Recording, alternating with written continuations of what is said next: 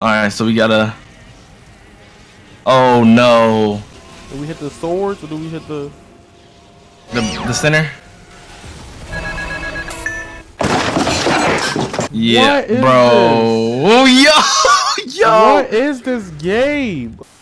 Alright, so y'all remember that E3 2021 where they showed off Babylon's Fall at the Square Enix press conference? For me, that was one of the most disappointing trailers at that event that year, bruh. Like, I've been following this game when it was just called Project Rainfall or Babylon. I don't even remember the code name. I think it was something like that. Regardless, Babylon's Fall is an action role-playing hack-and-slash video game played from a third-person perspective. The player assumes control of a Sinnu who must scale a big-ass tower known as the Ziggurat.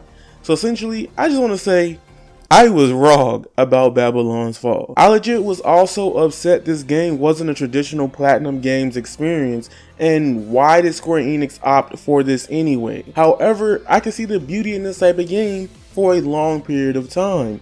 There are layers to this game, and knowing Platinum Games, it will get even crazier. So let's talk about Babylon's Fall. Now, this game completely impressed me, changed my expectations around a whole 180. So the closest thing I can say about Babylon's gameplay is that it reminds me of a mixture of Bayonetta and Astral Chain. Kind of, and I'll explain why later. So the gameplay has all the basic mechanics of a typical video game styled and made by Platinum Games. You have light attack and you have strong attack. In game, you unlock an interesting mechanic where L2 and R2 become arms. In the tutorial, they gave you 2 additional swords. These swords will continuously attack as long as you have the Gideon Red gauge available. Remember how I said it had a unique mechanics? What if I told you that the game could let you have 4 bows, 4 hammers, 4 swords, or 4 different weapons at the same time? Legit, this is why I said it reminds me of Astral Chain with how the arms and the weapons work. This is also interesting because no one will be running the same setup 24/7, and every team member can have access to multiple playstyles at a time with a few kind of caveats. For example, I usually have both bows equipped. I had one on my heavy attack and one on my Gideon arm.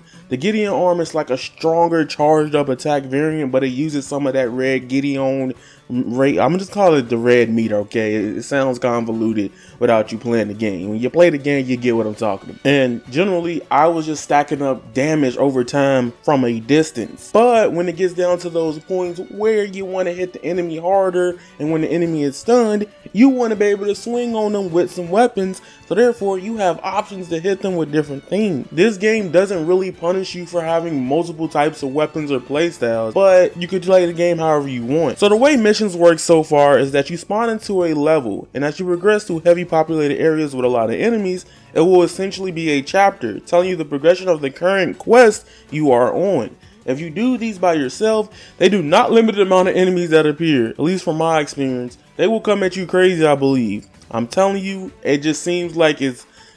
Chapter 4 is usually the hardest part of every chapter because it's generally always the climax of each quest. You have up to 5 healing potions that restore health about anywhere from 60 to 75% of damage, and I believe you have 5 deaths before you fail the total mission. Base customization is pretty nice in this game, but it ain't perfect however.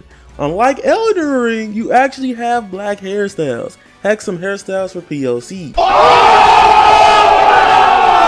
Alright, I'ma stop. I'ma chill out on the game of the year. The armor customization, in my opinion, is kinda weird. Maybe it's a live service game thing I'm not too familiar with, but I 100% despise how some armor pieces look amazing while others are whack or ugly looking with some of the best stats in the game. It is drastic as hell, almost in stat changes with armor than I remember from something like Destiny back in the day. But I haven't played that game since it released. And to be honest, the major issue with the game for many people is, and I quote, "Why are they selling a PS3 game for $70? I hate these jokes, but I can't argue with what people see or jokes unless they truly feel that way. I'll be honest, in some areas it does look a little rough, like the underwater segments. It's pretty outdated in my opinion coming from Square. However, I will say actually playing Babylon's Fall in person looks way better than the trailer has ever showed. Now my last major issue with Babylon's Fall is that it's both a blessing and a curse. Coming from fighting games, I would generally love if they adopted this model though. because it brings more to the game in the future and you never have to worry about is something coming to my favorite game. However, I feel like this game is a live service game, and for Platinum, I think it kind of takes away from what makes Platinum games so dope in my opinion. Like again, the game Babylon's Fall as its own is pretty good, but to be honest with you, it doesn't live up to like a Bayonetta or a Nier Automata type of thing. Like the combat has weapon accessibility compared to like the crazy games and like Astral Chain or Bayonetta 2, but I think this game is different in that regard. Also, I'm not gonna knock down Platinum for wanting to make more money from their games with this model either, because everyone likes to hype up games like Bayonetta, but it seems like no one really played it in comparison to the sales of Bayonetta. I think as a live service game, being a fan of Square Enix will help this out a ton, and the content they have planned is already really good, and the content that they have planned is already really off to a great and a very good start, with a Nier Automata collab from the get-go. Nier, they getting y'all. It's hard keeping up with multiple live service games because you playing multiple games, things like Apex or I guess Fortnite, etc. Do those even count as live service games, etc.? I don't know. But I think with Babylon's Fall, what makes it unique is that it actually has a comprehensive story mode to it. You could just play through it. From what I see, you get the actual story mode. So if you're paying for the story mode, it is essentially there. Don't worry about that. That is in the game. But as in terms of all the other live servicey stuff that the game has to offer, it seems like the game's split in 50-50, more so seemingly leaning towards one half or the other. However, I only played the beginning portion of the game, or what they gave us in this Babylon's Fall demo. To be honest, I'm just interested in seeing Platinum games because they did say they were going to try to make more live service games in the future, but I want to know what is coming next. What if potentially we get something like Bayonetta 2's multiplayer mode for a live service game? What if it comes in Bayonetta 3? What if they make live service games that play like freaking Astral Chain? Who knows?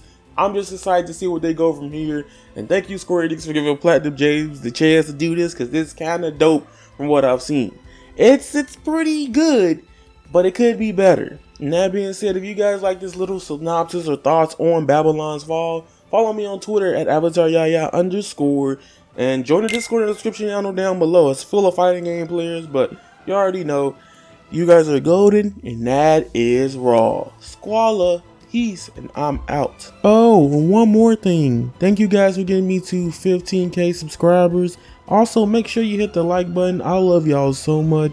Tell me what JRPGs or games you're probably going to pick up in 2022. I know everyone's playing Elden Ring right now, but what's next? I know we on that Strangers of Paradise. But yeah, it's your boy Yaya. I'm out for real, and peace. I've been a devil, I need me an arc in the heart of my breathing, I feel like Tanjiro. Walking this bitch with a Zapata, while she rocket, I keep me a domino. Bitch on my dick, man, I feel like Kazaki. Stretching that pussy out like it's Pilates. I'm snatching the soul like right out of a body. Fire, I'm spitting, I'm feeling like Dobby. White bitch, blonde hair, looking like Lucy. She from Kyoshi, I paint her face Suki.